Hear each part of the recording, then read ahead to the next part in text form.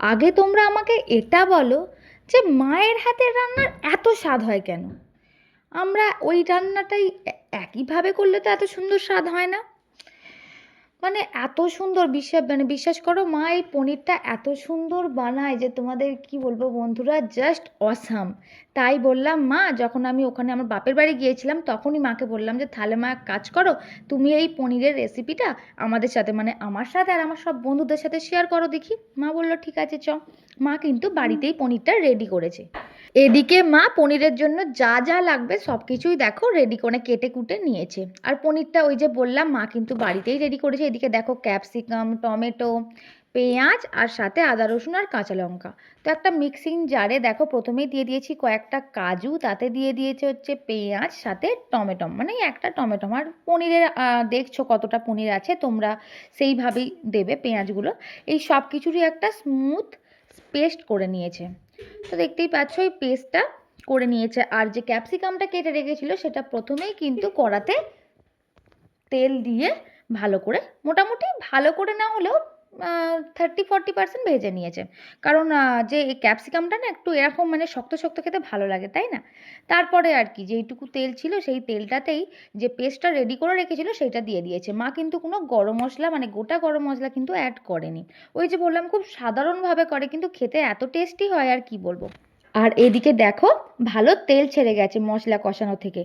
তারপরেই মা অ্যাড করেছে রেগুলার যে মশলাগুলো ইউজ করা হয়, মানে ওই ধরে গুঁড়ো, জিরে গুঁড়ো, আর দিয়েছে লঙ্কার গুঁড়ো। হলুদ দেয়নি, কারণ একটু সাদা সাদা হলে বেশ দেখতে ভালো লাগে, সেজন্য মা হলুদ দেয়নি। আর পনিরটাকে কিন্তু ভাজেনি, পনিরটা কিন্তু তোমরা ভেজে নিতেও পারো, তবে নাও নিতে পারো। মা পনিরটা না মানে একদমই ভাজেনি, এমনি দিয়ে দিয়েছিল।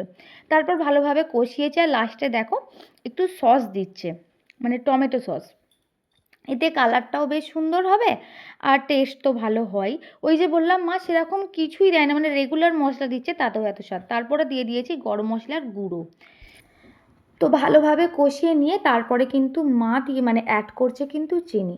পনিরের যে কোনো রেসিপিতেই কিন্তু চিনির প্রয়োজন হয়, মানে একটু মিষ্টি মিষ্টি খেতেই কিন্তু পনিরের রেসিপিটা মানে তরকারিটা বলতে পারো ভালো লাগে। তো দেখো ভালোভাবে তেল ছেড়ে দিয়েছে।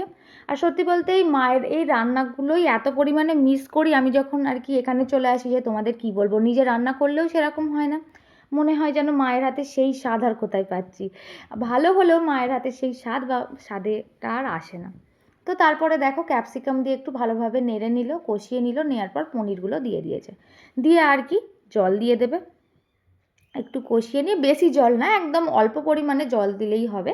একটু আর কি, যেহেতু মাখা মাখা হবে, একদম শুকনোটা খাওয়া যায় না রুটি দিয়ে।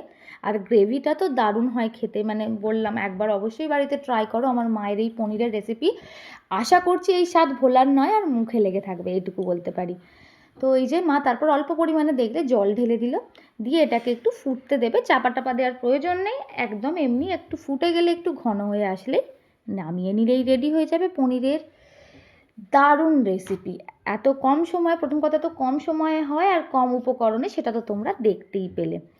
আর আমি জানি না কতটা তোমরা বুঝতে পারছো, মানে অসাম হয়েছিল, অসাম। চলো ভিডিওটি কেমন লাগলো অবশ্যই কমেন্টে জানিও। টাটা।